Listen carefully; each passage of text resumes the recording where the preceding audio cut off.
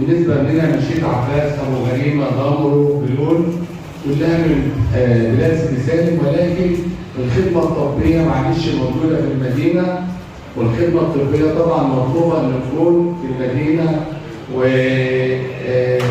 وطبعا ده كان فيه اسفا ان احنا لازم نكون في تصرف من خلال ناس معلاه. طب التصرف اللي يحصل ايه؟ الموضوع كان فيه اتجاهين، بيحمل اتجاهين. الاتجاه الاول ازاي المستشفى العامه تتعامل، وده اللي خلينا دايما نتكلم عنه. الحاجه السريعه او المفروض تتعامل دلوقتي اللي هو وجود مستشفى ميداني او حل لعدم وجود المستشفى داخل المدينه. احنا كونا فريق عمل يترأسه قامه من الاطباء، دكتور عادل اسماعيل، دكتور منصور، كان معانا الاستاذ سيد غالي، كان معانا مجموعه من القامات المتميزه، الاستاذ احمد البلاصي، الاستاذ عبد الحميد ابو شعيشه، في كتير جدا كانوا معانا، اللي هو شكري الجندي. قعدنا وحددنا النقاط اللي ممكن نشتغل عليها، ابتدينا نشتغل في حاجات داخل الصندوق وحاجات خارج الصندوق. بس طلب الفلوس شويه عشان الموضوع ده حساس وبنتكلم فيه، عشان يبقى كلنا ايدينا خطوه بخطوه احنا بنعمل ايه واللي ممكن نعمله ايه. المطلوب مننا ان احنا نعمل مستشفى ميداني تحل مشكله عدم وجود المستشفى داخل المدينه او نتخلل بيه. بس اولا عايز بنايه.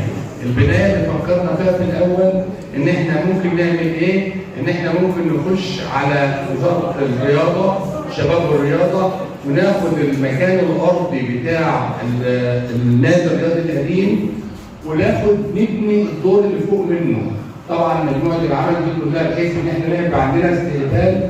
وحضراتكم بس عشان ناخد بالنا، انت محتاج استقبال وعمليات وداخلي وحضان وفاقه اللي هي العنايه المركزه. طبعا الخمس حاجات دولت عايزين بنايه تكون كامله ومحترمه ومناسبه. فكرنا ان احنا ناخد الدور الاول وشكلنا وفد رفيع المستوى وفد الاستاذ سيد مغازي كهو رئيس مجلس الشباب والرياضه، والراجل ابى ان يدينا الدور الاول، قال ابنوا الدور الثاني زي ما انتم عايزين، لكن الدور الاول استحاله. طبعا الاطباء رفضوا فنيا ان احنا مش هينفعنا الدور الثاني عشان نعمل فيه الامكانيات دي. فكرنا في موضوع ثاني ان احنا ناخد جزء بعد الاستاذ حماده حسن من المركز الطبي اللي موجود في الاستقبال ونوسعه ونعمله ده في مرحله تقبل القبول او الرفض. طب الحلول الثانيه بعد اذن حضراتكم تفكيراتنا، قلنا احنا ممكن نخش على وزاره التربيه والتعليم ناخد عمر المختار نعمله زي ايام العزل مستشفى ونوزع ابنائنا على المدارس الثانيه ونجيب المستشفى كامله لحد ما تتحل. لان هناك في مشكله في المستشفى، اللي خد قرار المستشفى ما كانش واخد باله منها. المستشفى عشان تتعامل بعد اذن حضراتكم اسمعوا نختار الناس جدا، مطلوب لها عشان تتعامل مستشفى على نفس النموذج اللي اتعمل للقوات المسلحه 7.5 فدان، اللي هو التامين الصحي الشامل المستهدف منه 400 سرير. كان فدان 7.5 فدان. الواقع اللي موجود عندنا على الطبيعه 5 فدان. يعني الاتجاه الثاني اللي بنتكلم فيه ونقول ان احنا بنفكر فيه نعمل ايه؟ لان معلش سوري باللفظ، يعني اللي خد قرار خروج المستشفى عمل زي مطلق للمره الثالثه. لابد ترجع لمحلل. ده كارثه. ما حدش خد باله من النقطه دي، ما حدش خد باله منها. يعني رجوع المستشفى في نفس المكان متطلب منه مجموعه حاجات هنقول عليها دلوقتي.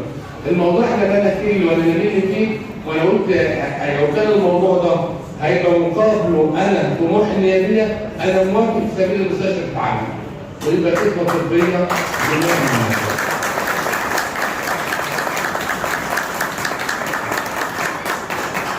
طب حضراتكم لما احنا فشلنا ان احنا نقدر نقنع المستشفى وفريق العمل كان شغال ودؤوب، كلفنا الدكتور فتح منصور والدكتور عادل اسماعيل راحوا لاصحاب مستشفى الدكتور محمد عامر.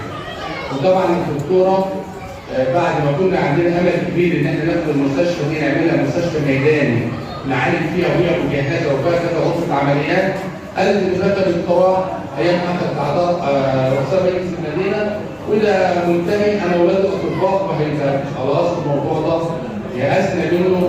برضه ما سيبناش، فكرنا ان احنا ناخد عند دورين عند احد الناس اللي هي عامله بنايات او عامله جوار، ولكن عند الحاج محمد عباس ما نفعش بالنسبه للسته. فكرنا كذا تفكير لحد ما فكرنا في القدس القديمه، ووصلنا برضه للاستاذ محمد رمضان لانها اتحولت لشقق ومعلش المستشفى ده الاول. كل ده نظام ومحدش يعرف عنه حاجه، وبنفكر وبندور لحد ما ربنا هدى الحال ولقينا هنا بنايه في هارون عباره عن مبنى حوالي من 350 ل 400 متر، 2 صندره، كذا محل واربع ادوار، مصمم كانه مستشفى بالظبط. كان مشطب سوبر لوكس ممتاز ونظيف، كانت تكون ان كل غرفه لها حمام وينفع فيه كل حاجه. طبعا انت محتاج ايه؟ اهم حاجه في الموضوع لازم نركز كويس. محتاج انك تجيب موافقه الطب الوقائي وموافقه مكافحه العدوى. تقول لك ممكن يرجعوا القرار السيادي هو بتاع معلش على المستوى ويرجعوه ورا. ده مكافحه العدوى ما كانش الدكتور حماده حسن يعلم الكلام ده كويس جدا ان معانا قامات من قامات الاطباء ان هي لابد عن دي. طب مكافحه العدوى بقى حضراتكم الجماعه بيتكلموا مع بعض كده عشان ياخدوا بالهم من النقاط دي. مكافحه العدوى والطب الوقائي دول لازم يعينوا المكان ويشوفوه قبل ما نعرف. احنا لو عرضنا على معالي وزير المحافظ بالتبعيه هيعرض على معالي وزير الوزاره للفحص واعاده العرض. طب احنا عايزين الاول الناس اللي هتدي قرار ونشوف الموضوع ايه. جبنا البنايه دي قررنا عليها، اتفقنا مع اصحابها على اننا نديلهم 500,000 جنيه سنويا مقابل ايجار لمده 10 سنوات، كل سنه يزيد 5%.